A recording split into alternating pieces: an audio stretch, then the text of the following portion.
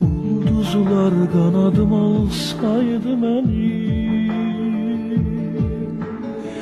senin yanına uçardım hemen. Ellerim eline dokunan kimi seni yeryüzüne kaytarardım ben.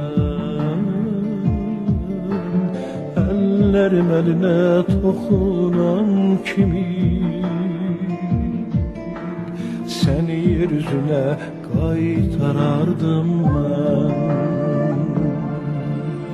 Dinle yüreğimin gem güssesini,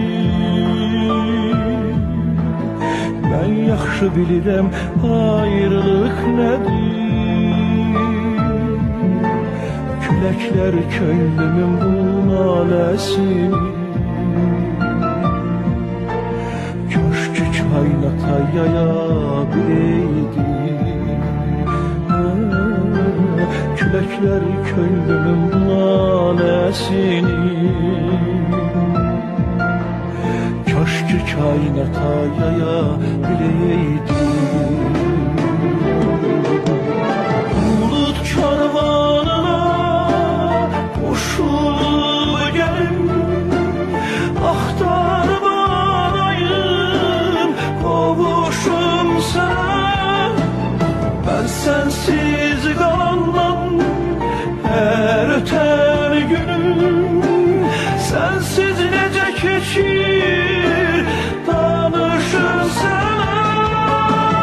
Dön geri kalbimde yer sakla yanım, zulmet gecelerim döner sabaha.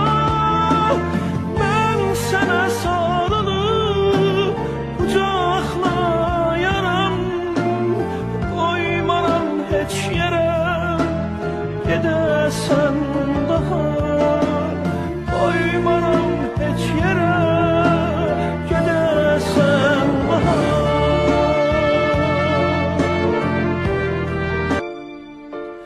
Günler yaşadı gül nefesini,